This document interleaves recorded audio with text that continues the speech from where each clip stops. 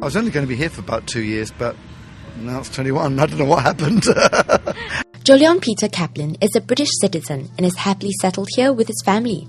But unlike most of the buskers in Singapore, he does not need the money. A lecturer at Singapore Polytechnic. But look, certainly Polytechnic education, we've got to be vibrant. We're teaching Generation Y now. And that's the thing. We've just got to really be dynamic. And actually, I think the Polytechnic is very supportive. So why would anyone give him the money? I just normally, for years, all the time being here, I've been doing community chest and stuff like that, and with Mercy Relief as well, one of the directors actually, and so on. Because my wife is from Thailand, now I've got to know lots of families up in the Isan district who are really quite badly off the edge. They seem to stop schooling at 12 years old and so on. So we've been putting a couple of kids to school, buying rice to the community, powerful, the temple there. There's a whole bunch. I mean, basically, it's my wife. Actually, she just has the contacts. I don't worry about it. The money just goes, and that's it. So the Ang Mo with the cause talks about how he got into busking in the first place. I've been using the unicycle sometimes for shows or talent times, or just to music students. So that sort of kind of grew from there.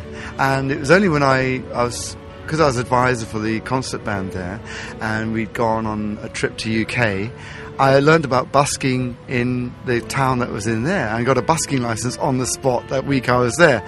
And I was told by one of the staff, who's actually in charge of the choir, you can get busking license in Singapore now. And I said, never, no way, not in Singapore, because it was illegal. It really was illegal. And so in the end, I came back and found out about the scheme and went to apply and found I had to audition. And so I went through that okay, and yeah, so I'm busking. I love it so much, I just do it every year. You got to renew every year. And now he has been at it for 8 years already and hopes to do it for the rest of his life.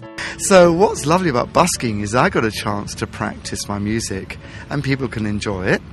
And at the same time, I always joke about in Singapore, no time la, no time. So I have my unicycle, so I play music on the unicycle. I juggle now as well, and I sometimes do music, juggling and unicycling all at the same time, which you can do here, but it's not so good in the apartment. I do like Albert Mall though, because I have a real niche there. I do Chinese songs and I'm an Ang Mo. You notice, right? Yeah. Ang Mo la. And that's nice because they're very welcoming. Oh, you're here again. Oh, very good. You stand over there. Very good. So that's great. And in fact, they got me to start doing Chinese songs in the first place, telling me, you play Chinese songs. Very good. I'm the only one. And no one wants to be like that. No one does what I do. And I do all the balloons on the wheel and everything. I just try not to copy other people. I come up with my own stuff, my own spin.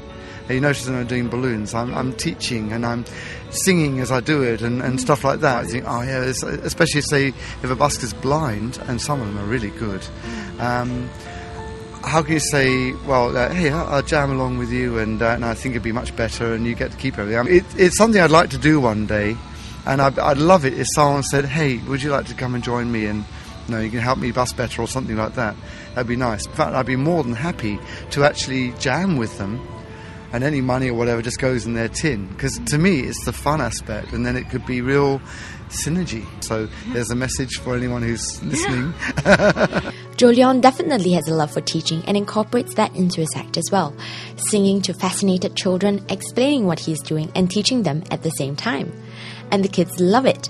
Even on a hot Wednesday afternoon, he mesmerized the crowd with his antics. What's best about it?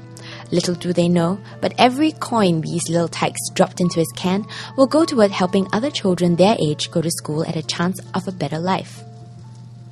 I would say, if you want to get rich, don't busk. Probably because the money I spent on my countless saxophones that have rotted in my hands as I've been busking and all that stuff is obviously a very, very big negative number. But the number one thing is it's fun. It helps people. It makes people happy. People are getting education now and rice and whatever and power because of my busking. That makes you feel pretty good, actually.